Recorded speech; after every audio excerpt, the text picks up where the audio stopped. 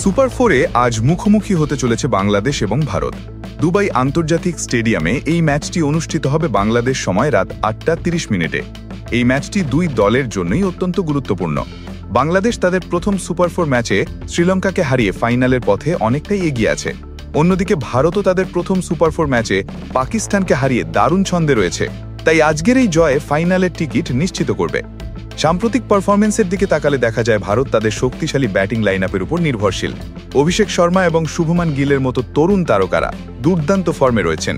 তাদের বোলিংয়ে কুলদীপ যাদব এবং জসপ্রীত বুমরা প্রতিপক্ষকে চাপে রাখার জন্য যথেষ্ট। অন্যদিকে বাংলাদেশ দলও নিজেদের সেরা ছন্দে রয়েছে। শ্রীলঙ্কার বিপক্ষে জয় তাদের আত্মবিশ্বাসকে অনেক বাড়িয়ে দিয়েছে। সাইফ হাসান এবং হৃদয়ের মতো ব্যাটাররা রান করছেন, আর মুস্তাফিজুর রহমান এবং তাসকিন আহমেদের পেস আক্রমণ যে কোনো প্রতিপক্ষের জন্য বড় চ্যালেঞ্জ। তবে আজকের ম্যাচে দুই দলের মধ্যে সবচেয়ে বড় লড়াই হবে বাংলাদেশের পেস বনাম ভারতের ব্যাটিং। পাশাপাশি বাংলাদেশের ব্যাটারদের জন্য ভারতের স্পিন আক্রমণ সামলানো একটি কঠিন পরীক্ষা হবে। এই ম্যাচটি শুধু একটি ক্রিকেট ম্যাচ নয়, এটি ফাইনালের টিকিট নিশ্চিত করার এক লড়াই। কে হাসবে শেষ হাসি তা জানতে ক্রিকেট ভক্তদের অপেক্ষা করতে হবে।